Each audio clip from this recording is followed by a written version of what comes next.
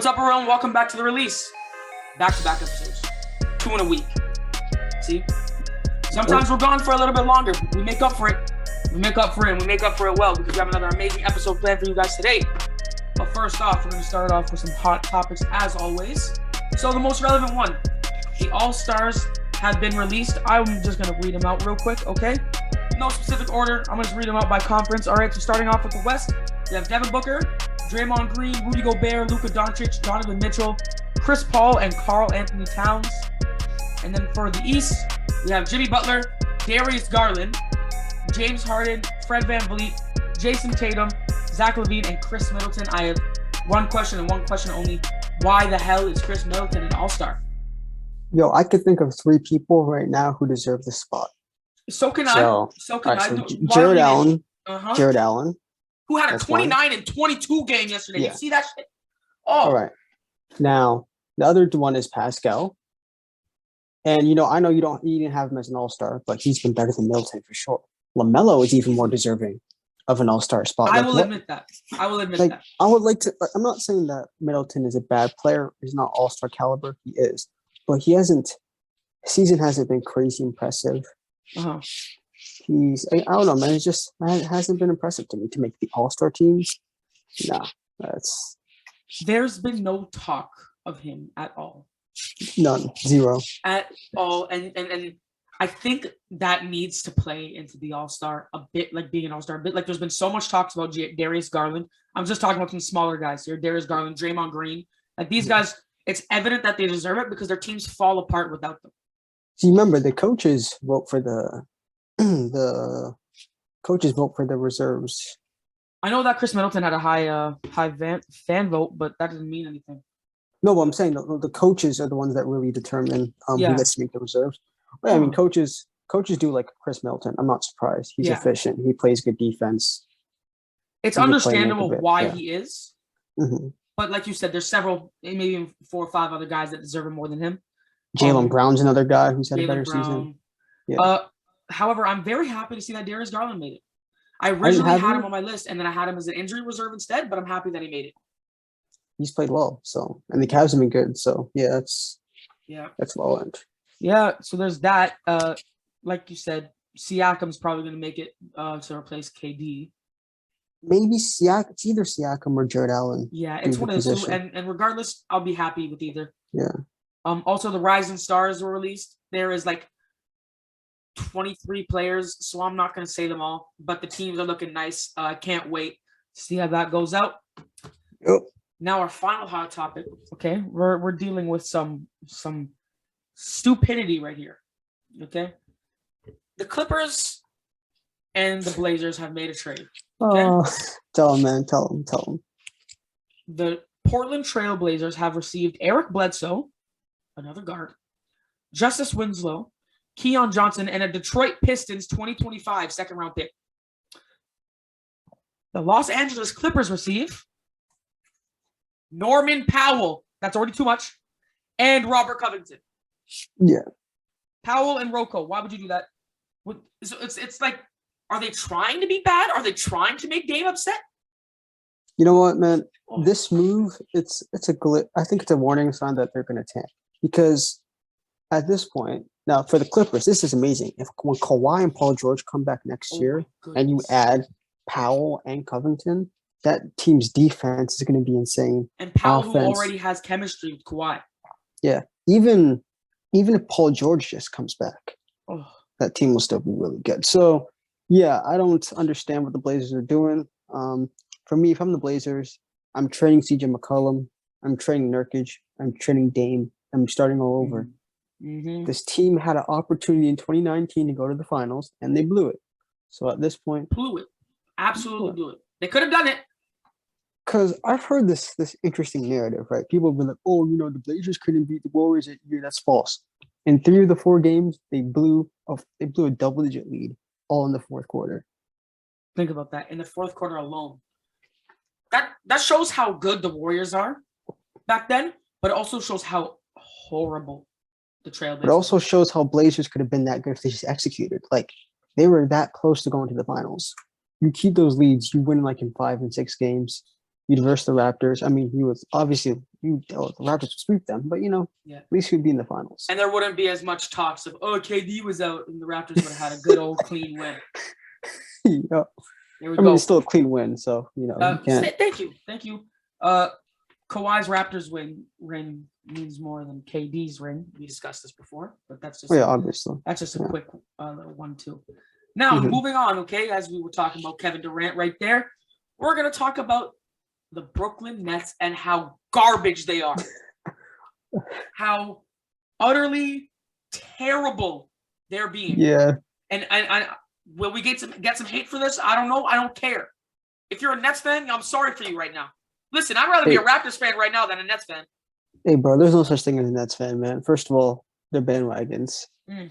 Look, bro, I've met Nets fans that don't even know that Brook Lopez played for the team at one point. So, y'all cats ain't Nets fans, man. Brook Lopez is like one of your top 10 players, maybe top 15 players ever. Yeah.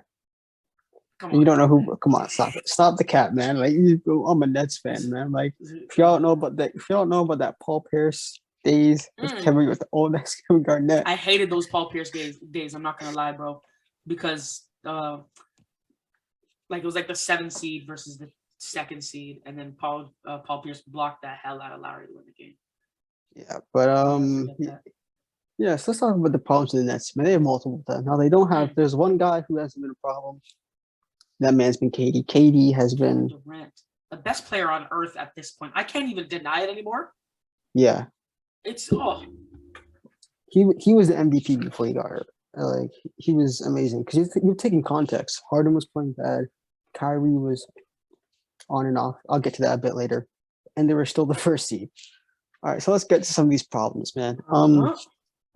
Problem 1. Steve Nash, man.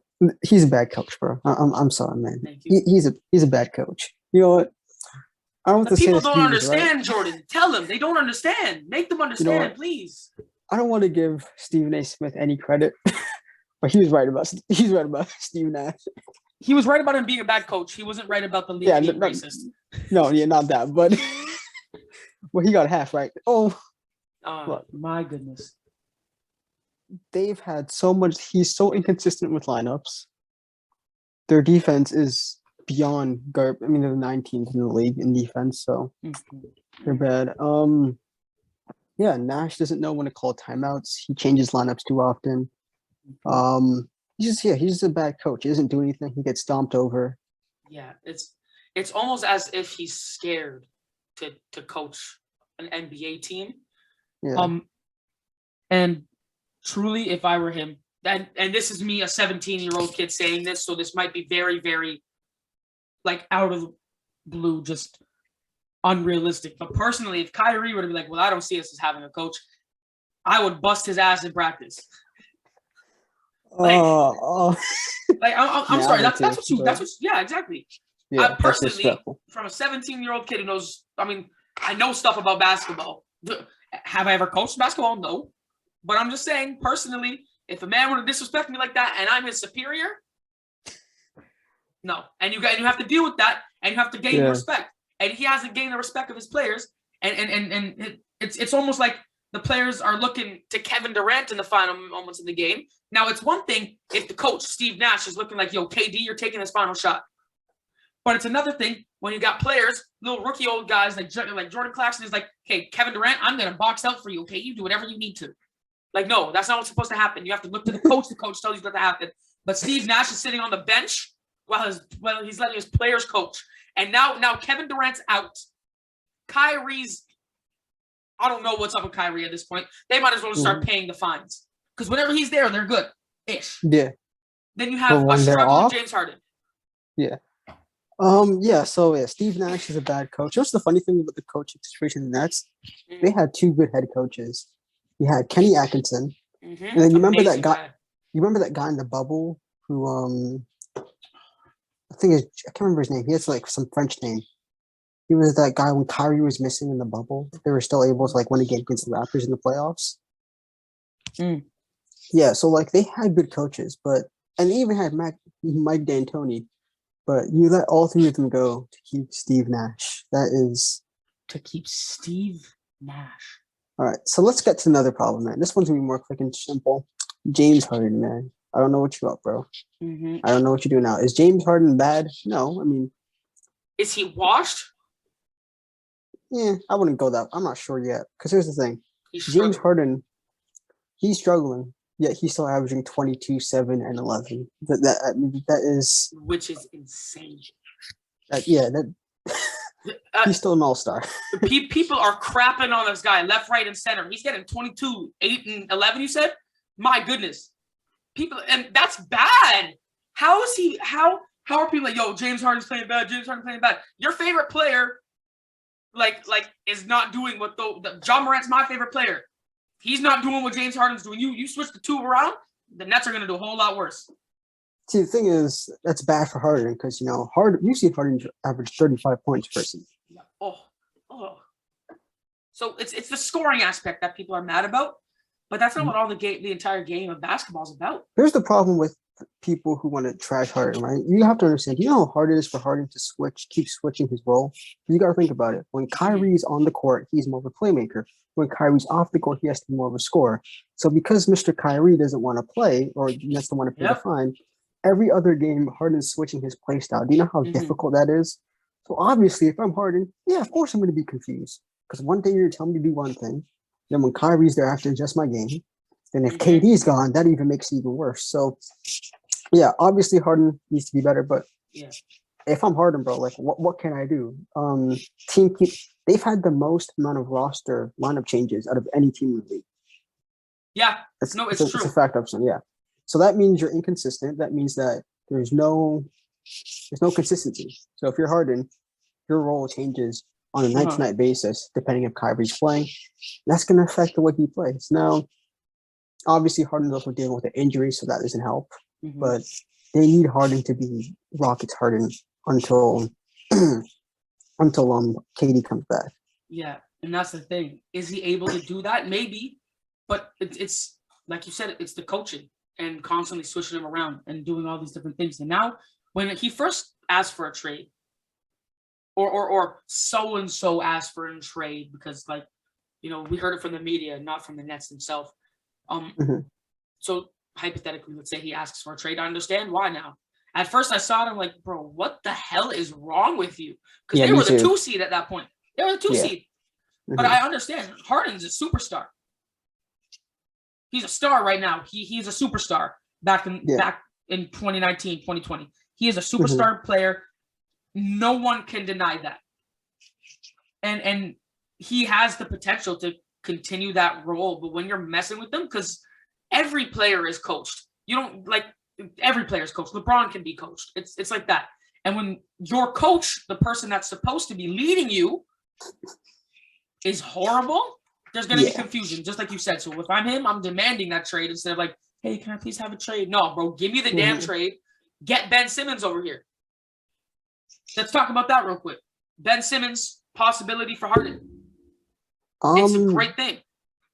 It's a better fit for both teams, honestly. I mean, ish. Now the thing is with Nets, both teams win that trade because you both fix problems that the team needs.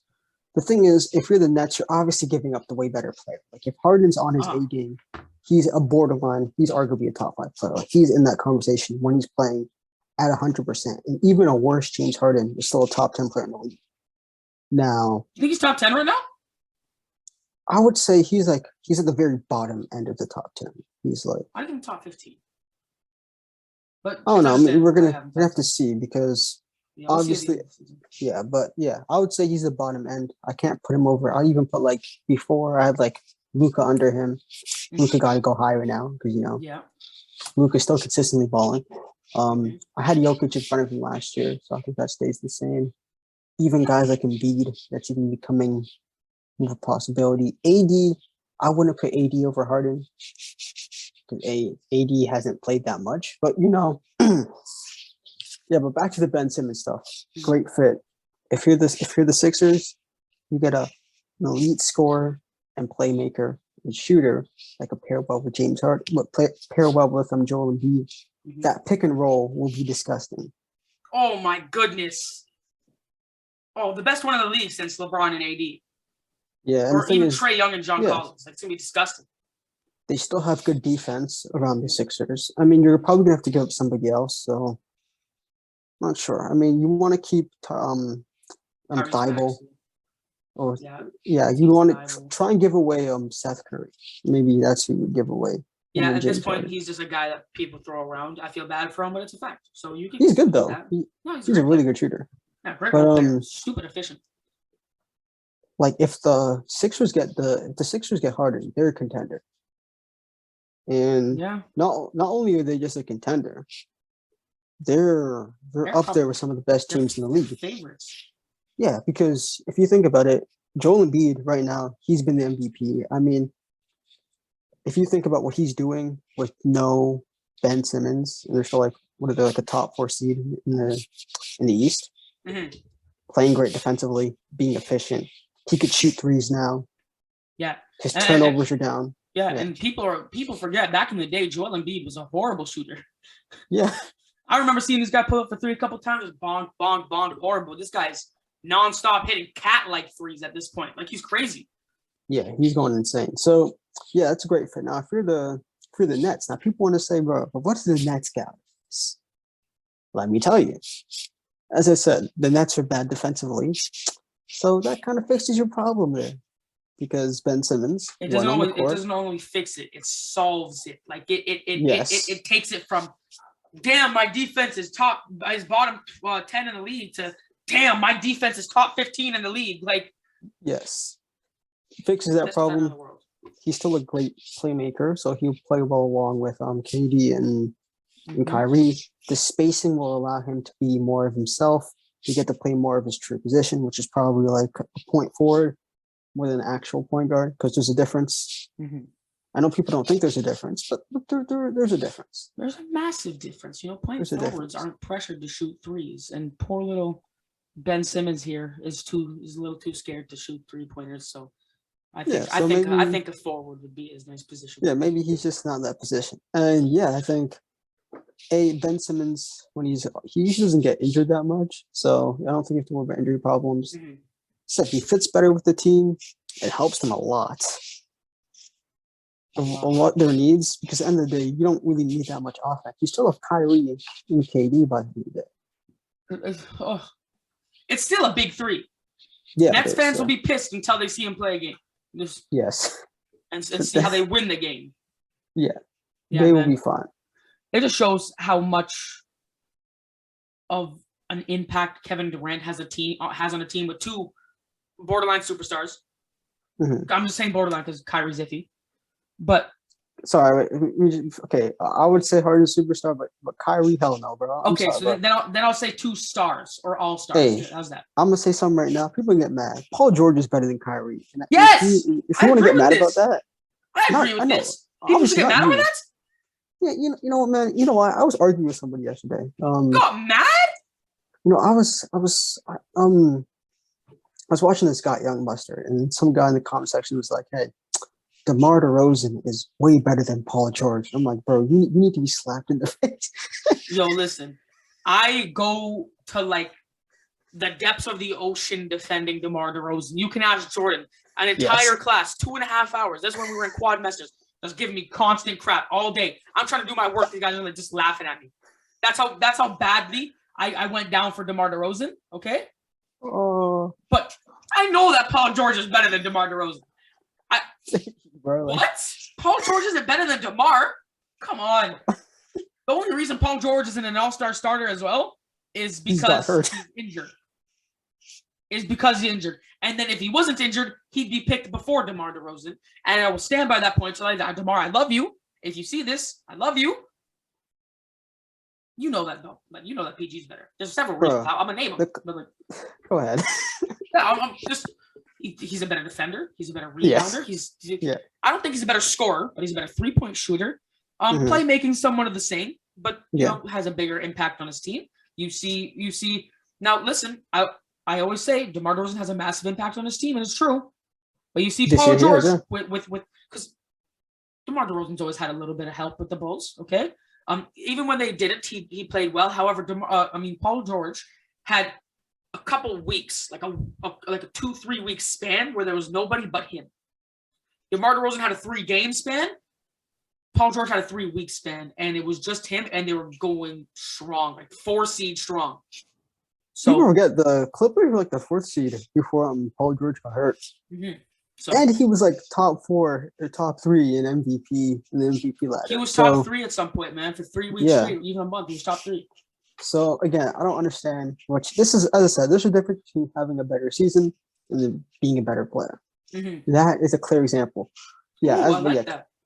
Yeah, because I mean, look, you can have a better season than almost anybody. Things could change. Like there are people that are having better seasons than LeBron. Does it mean I think all those people are better? Like Embiid's had a better season than LeBron. Is he better? No. Yeah, but again, people like here's the thing, it's all recency bias stuff, right? Because you ask people in the end of the season who's better between Paul George and DeMar DeRozan. I don't think you'd find a person that would say DeMar's better. Think about it. Before the season started, who do people think that's better? Paul George. DeMar DeRozan came off 2 extremely mediocre seasons with the Spurs. 2-3 mediocre seasons with the Spurs. So I'm just like you have to remember, like people, like all the like outlets.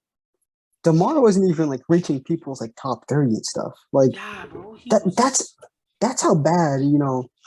Because as I said, I'm be honest. Before this season, I didn't because he wasn't bad in San Antonio, obviously, but he wasn't great either. Yeah. Now after this year, oh yeah, I mean, hey, he's been amazing. But yes, he's not better than Paul George though. But he's having the best season of his life. I'll give it to him. First of all, not even old DeMar. This DeMar is way better than the Raptors DeMar. He's new DeMar. This is a DeMar that can defend better, even though it's still garbage. It's a DeMar that can score better. It's a DeMar that can pass better, rebound better. Yeah, it's incredible. And though he's having the best season of his life, of his career, it's not even an argument. People would truly think that who are you talking to? That's saying, you know what? You're wasting your time. You know that this wasn't one of them, but because we all know him. You know, Arenze was trying to tell me how they were equals. Say it again. Arenze, like, yeah. Arenze's like, hey man, it's arguable if you ask me. Hey, Arenze, bro. One day we're gonna get you on here and we're gonna clown you. I'm gonna send him this clip. I'm gonna clip this. And I'm gonna be like, I'm gonna send it to him. I'm gonna be like, Arenze, come on the podcast so we can clown you. Now he wasn't the only person. Because you know why? Because I was arguing with somebody else, not someone just online, right? And I was expecting, Arenze to be like, this guy's stupid. But this guy hit me with, hey man, it's arguable. I'm like, but really? Get out of here. Yo, do people remember like DeMar season's great, but like do people remember Paul George's season on his last year at OKC? Remember how crazy that man went? He was a top 3. He was in voting. They showed him on the screen. Okay, when you watch the awards show, you see players on the screen. You see the top 3 players. He was there for Defensive Player of the Year, Most Improved Player, and MVP. He didn't win any of them, but he was on there. When the hell has DeMar DeRozan been on there for anything? Because here's my thing, right? DeMar's obviously improved in terms of rankings. But you can't go from somebody who was outside of top 30 for most people to being like top 15. That doesn't happen unless you like out here win the championship or something. Like Arenze, bro, we'll be praying for you. All right, but let's get back to the topic. But that was a sidebar because I'm like, God, that was funny. That was arguable. Like, arguable. What? Man, the one last problem with the Nets, man. You know what? I want to save this dude for last. One more, man. This man, Kyrie, bro. Look, I'm not going to get into him not getting vaccinated or not because I'm not going to do that. That's a personal. Here's my problem. We can't right? You're playing part-time.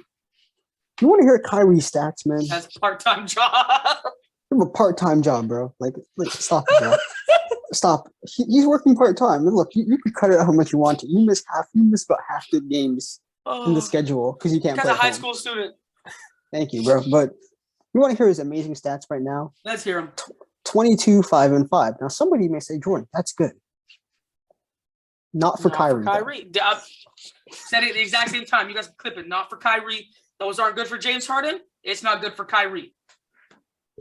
Yeah, like Kyrie, people forget last year Kyrie had a 50-40-90 season. Like, Gosh. I expect Kyrie to be like on his A game because I can't put Kyrie high that now because I'm saying like before all this stuff happened, after Curry, there's an argument that you could make that Kyrie was the second best point guard in the league. Like people forget, so people are like, he's playing good. Okay, he's playing good for a normal person's standards, but for Kyrie with no KD, he should be dropping 30. Kyrie, Easy. Who made the Warriors his sons Yeah. in the finals. Shadowed by LeBron. Bro, if you're gonna play part-time, drop 30 points, bro. Like you don't get to play part-time, then play below your average level, and then hit me up with I said people trying to blame James Harden for everything. I'm like, hold up. No. Hold up. Hey, James Harden is dealing through an injury. Kyrie is the one who's healthy. And when Kyrie plays... Is he healthy? I don't know. Kyrie ranges sometimes from playing really well to being mediocre. This is the most inconsistent season of his career. Yes. So, like, you gotta... And the thing is, he could play better. That's what pisses me off. But like, he has played better. He played better last year.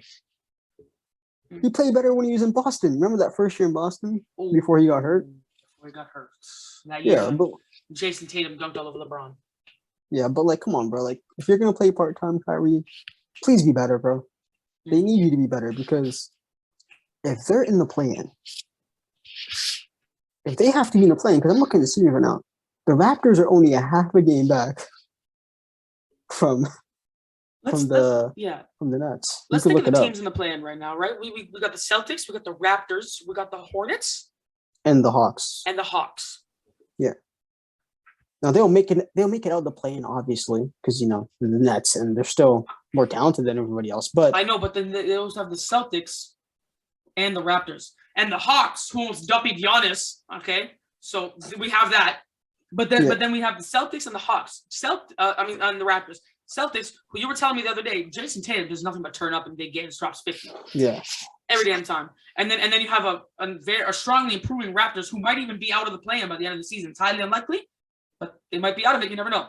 For the Nets to be at the play-in, the Raptors would probably take their spot. So, yeah, again, they could beat the Hornets. They could beat the Hawks. The Celtics would be the toughest problem. Mm-hmm. I was telling you about this, bro. Like, I'm not a Raptors fan, but if the Raptors, if they could get like the Cavs in the first round, they could beat the Cavs in 7-game series. Oh, easily. Man, pretty easily. Pretty easily. Like, it's a young, unexperienced team. We all know the Cavs are frauds, and they're playing above their level, their talent level. We've been saying this. When they plummet after the All-Star break, you heard it here first. We said it before. We said it before. All these big guys, the big guys aren't saying it because they're stupid. They say stuff for TV. Now we say stuff for ourselves. It's a fact. It's a damn fact. And let me tell you something, man. If they don't plummet, we will come on here and make a Cleveland Cavaliers appreciation video. All right. But let me tell you, that won't even happen. If they win a playoff series, we'll apologize. But that's not going to happen. If they win a playoff series. They're going to make the playoffs. It's inevitable that they make the playoffs. Obviously, they've done too good in the first bit of the season. But but I don't. Yeah, they could. Yeah, the Raptors. They've been great lately, especially ever since they started doing this thing, which I remember saying in one of these videos earlier. It was like 3-4 weeks ago.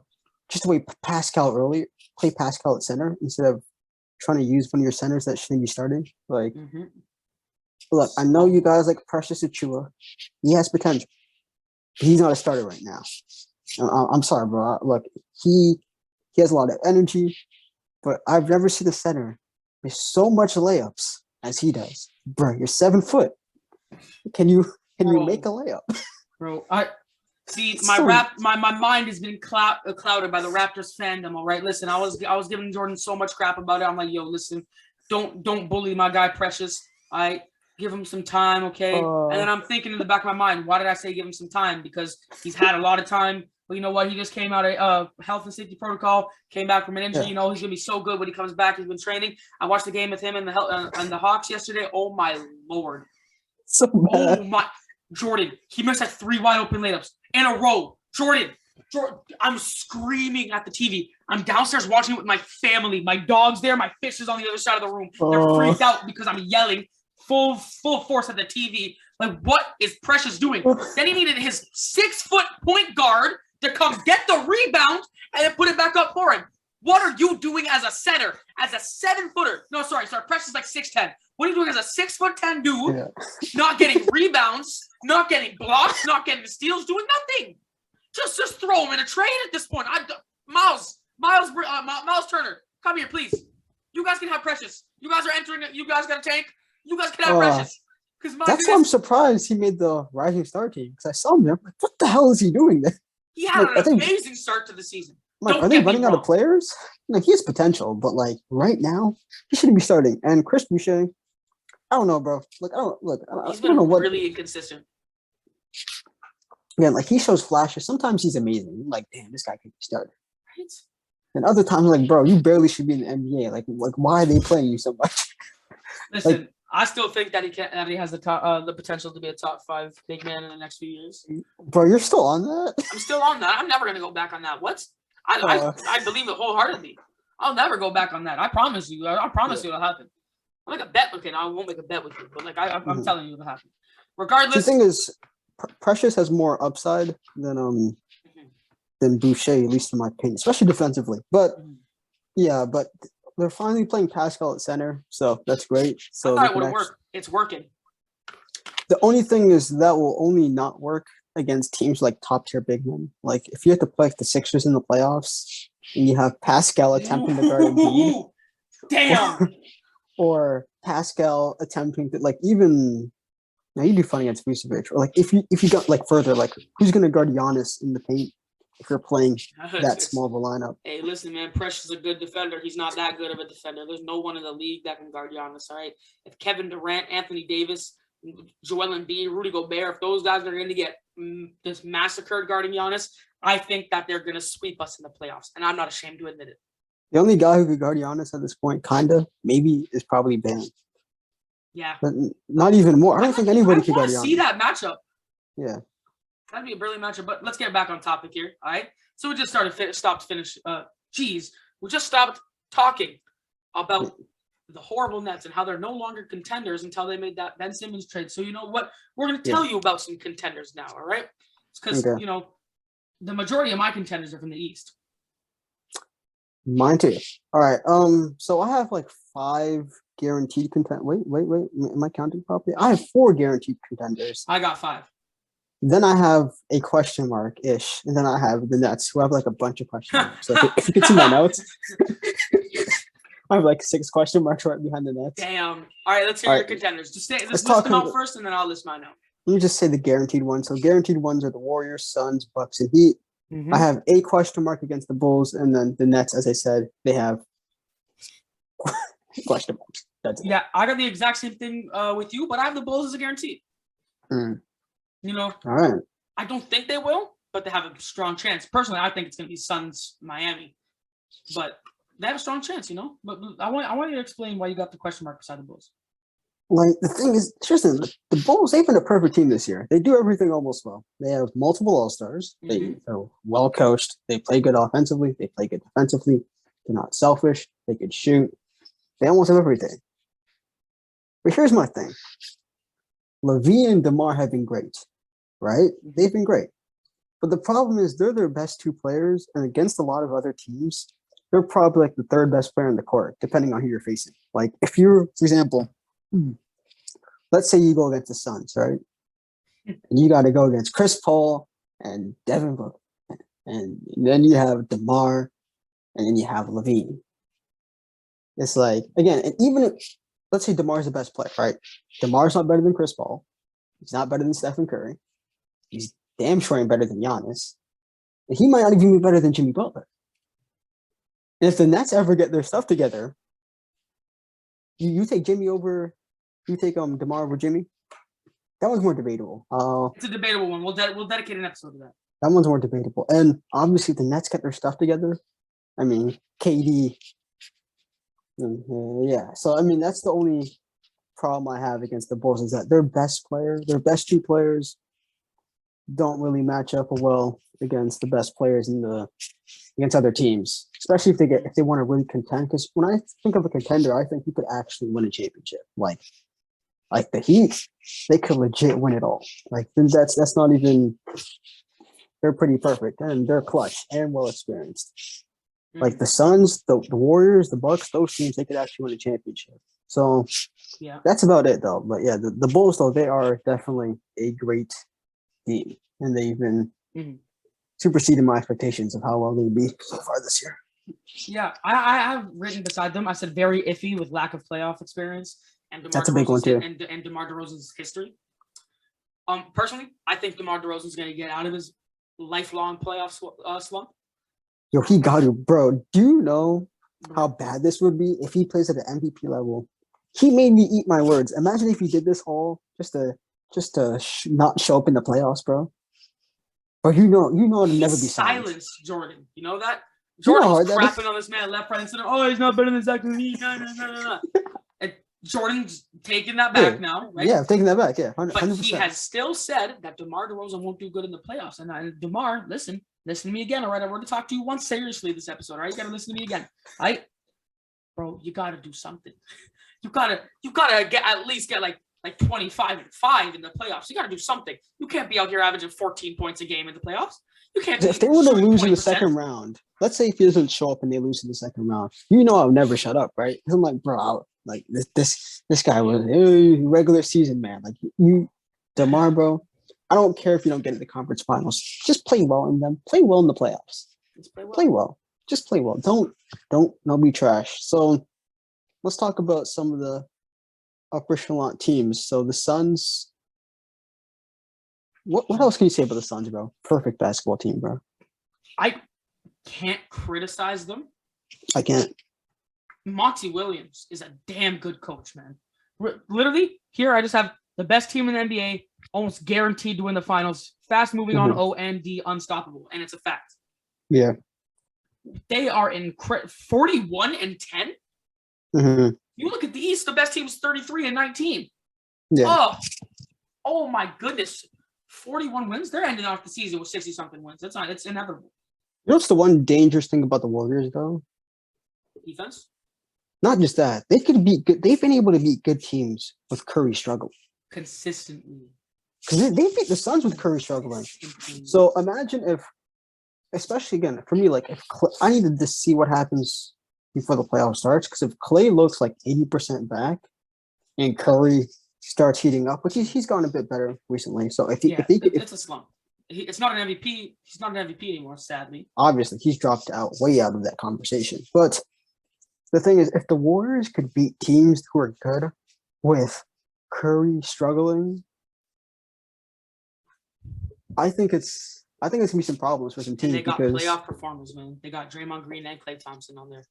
Yeah, so if Curry gets back on his A game, if Klay is like 70% of what he is, and if Draymond is just healthy, with the depth you have, with the coaching, like that conference finals is gonna be amazing. That conference finals is the finals, honestly, because once you get past there, the West. I mean, unless Miami goes to the finals, the West is almost guaranteed to win. No, the only team who I could see beating them is honest, just for matchup, is the Bucks. Because the thing is, from matchup sake, neither one of them, especially the Suns, like the Suns, as we saw last year in the playoffs, as Giannis manhandled DeAndre Ayton. Like, poor guy. This is such a young guy to get massacred by another young guy, and I'm like, damn. 50 points on his head top. Oh. What do you do after that? What goes through your head like, damn, he just dropped 50 on me, and he won the championship? They were double teaming him. They started double teaming him. Because you know why? The thing is, they started double teaming him, and then everybody else started going off. So, like, you know what? We're going to guard Giannis one-on-one. That's the one thing. That's what makes the Bucks so dangerous. You don't want to double team Giannis because everybody else goes off. Mm-hmm. So you have to hope that Giannis doesn't beat you. But the problem is, Giannis can mess around and drop 40 and 20 on your head, and then you end up losing the game. And listen, though, if Giannis only got like 25, they wouldn't have won that game. No. But he dropped 50. DeAndre Ayton.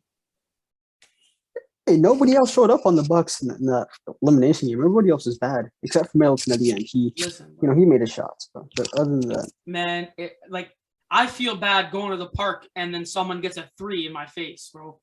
No one has ever dropped 50 on me because the park games go up to 11. If anyone ever were to drop 11 straight points in that game on me, I'd feel ashamed. Imagine what it feels like on live television. Millions, tens, even hundreds of millions of people watching you. Yeah, it's insane. Ooh, that's 50 on your head top. But that was our takes. Yep. Thank you guys so much for watching. All right. And just quickly, the Cleveland Cavaliers will do good after the All-Star break. We're just letting you know that right now. And you know what? You guys can clip it, do whatever you want. But anyways, thank you guys so much for watching. Or they won't do good? They won't do good. They won't do good. I swear you said they will do. You just I said like won't. a second. I said won't. Oh, I'm like what? Yeah, I'll look back at the footage. I'll edit it. But regardless, thank you guys so much for watching. Have a great day, night, evening, wherever you guys stay at. Make sure to like, subscribe, share, turn on the post notifications. All this stuff, it'll help us get big. Because when we grow, it's just better content that we're already creating, and it's hard to create better content because we are the best podcast on earth. We're better than Stephen A. We're better than all these guys. We're better than Undisputed. No one likes Skip Bayless. Someone likes Skip Bayless. We are the best. We are the best biracial combo out there podcasting. You know, we're better than Max Kellerman and Stephen A. Smith. We're better than Shannon Sharp and what's his name, Skip Bayless. No one's better than us. It's a fact. Yep. Some call us cocky. I call us confident, and I call us truthful or knowledgeable. Yes. It's the most important one. Yep. Have a great day, evening, night, wherever you guys stay at. Peace.